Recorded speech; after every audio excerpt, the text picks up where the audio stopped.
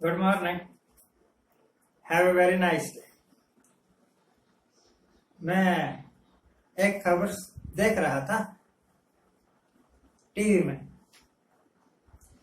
कहने लगे कि बिहार में जो बीजेपी की तरफ से दो डिप्टी सीएम हैं,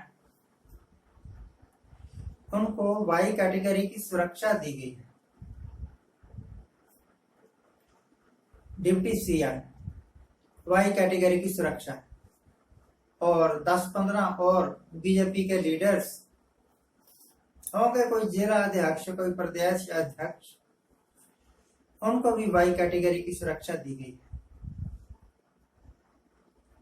पहले तो बात यह है कि जब ये डिप्टी सीएम नहीं थे या ये जिला या प्रदेश के पार्टी के अध्यक्ष नहीं थे, उस वक्त ये आम आदमी, उस वक्त इनको कोई खतरा नहीं। अब इन्होंने क्या कर दिया कि इनकी लाइफ को खतरा पैदा हो गया और सुरक्षा चाहिए। सुरक्षा,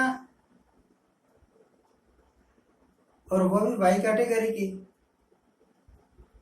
इस करके क्योंकि ये जो अग्निपथ योजना रखी ना सरकार ने, उसके कारण जो नौजवान है वो भड़क गए और सरकार को लगता है कि बीजेपी के लीडर्स की जानों को खतरा है। तो भाई सीधी सी बात यह है कि आप ऐसे काम ही क्यों करते हो जिससे आपकी जानों को खतरा पैदा हो जाए। और अगर आप इतना ही कायर हो, इतना ही डरपोक हो, तो घर में बैठो। क्या जरूरत है लीडर बनने की, डिप्टी सीएम बनने की? जान है तो जहान है। अगर जान ही ना रही, खैर, श्रीमती इंदिरा गांधी ने अपनी डेथ के कुछ दिन पहले एक बात कही थी। कहने लगी कि मुझे पता है कि मेरी जान को खतरा है। कुछ ऐसी बात कही थी कि मेरे खून की आखिरी बूंद तक देश के वास्ते है, मैं देश के वास्ते कुर्बान हो जाऊं। और उसकी जुबान से निकले हुए लफ्ज बिल्कुल सच हुए। पता नहीं किसने किस लालच में श्रीमती इंदिरा गांधी का कत्ल कर दिया और कत्ल का इल्जाम सिखों के सिर पर मर दिया। सिख क्यों करते कत्ल? खैर, वो तो गई गुजरी बात, मैं कई बार बात कर चुका हूं कि मोटिव ऑफ द मर्डर, कत्ल करने का उद्देश्य बड़ा जरूरी होता है किसी भी मर्डर में। और कत्ल वो करेगा जिसको कत्ल के बाद कुछ लाभ हो जाए। सिखों को तो नुकसान ही नुकसान था श्रीमती इंदिरा गांधी के कत्ल का, फायदा कोई होना ही नहीं। फायदा हुआ राजीव गांधी को और कांग्रेसियों को। अब इन बीजेपी के लीडरों जिनको वायु सुरक्षा दी गई है, इनको काहे का खतरा? क्या कर दिया इन्होंने? पर पावर में है भैया, इस करके जितना मजा लूट सकते हैं लूट रहे हैं। असल में बात यह है कि किसी को कोई खतरा नहीं। जिसको तकलीफ होती है वो तो शोर मचाता ही है, वो तो रोता ही है, पीटता ही है। ये जो आंदोलन कर रहे हैं,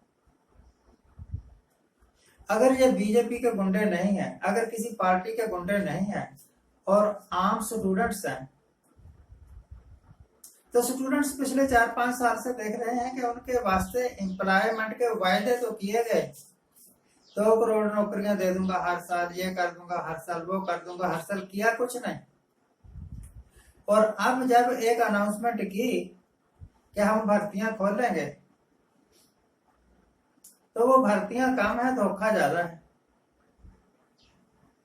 4 साल के वास्ते एम्प्लॉयमेंट पैकेज, उसके बाद फिर आप ढूंढते रहो नौकरी। हिंदुस्तान बहुत बड़ा है, यहाँ बहुत बड़ी फैक्ट्रियां हैं, कहीं ना कहीं आपको कोई ना कोई नौकरी मिली जाएगी, पीएन की मिल जाएगी, सिक्योरिटी गार्ड की मिल जाएगी, कुछ ना कुछ कर लेना। इन 4 सालों के दौरान आप फौजी हो पर आपका रैंक कोई नहीं, आपकी पेंशन कोई नहीं।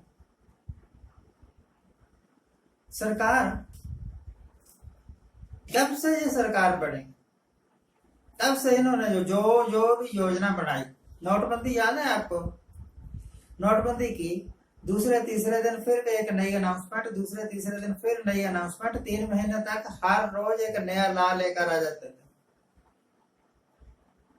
हर एक आदमी को सिर्फ 500 रुपए ही मिलेंगे बैंक में से, हर एक आदमी को सिर्फ 1000 रुपए ही मिलेंगे बैंक में से। ऐसे करके लोगों को अपने पैसे ही लेने मुहाल हो गए। उसके बाद जीएसटी, उसके बाद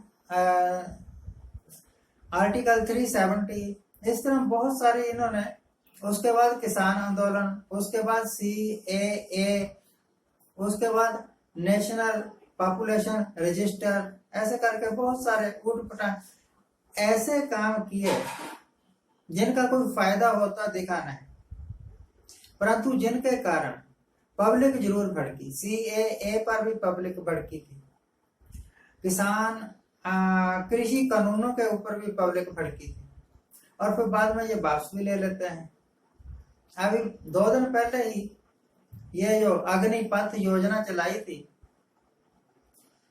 एवरीबॉडी नोस कि सेना में भर्तियां चली ही रहती हैं, ये तो नेचुरल प्रोसेस है सरकार का।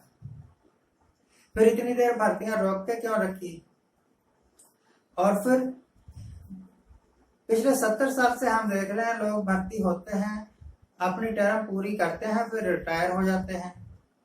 वो सरकारें कैसे मैनेज कर लेती थी कि रिटायरमेंट के बाद पेंशन भी दे देती थी। आप क्यों नहीं मैनेज कर पा रहे? आप 4 साल में ही हाथ झाड़ के बैठ जाओगे। तो असल में बात यह है कि इस सरकार को पता ही नहीं लग रहा कि रूल करना कैसे।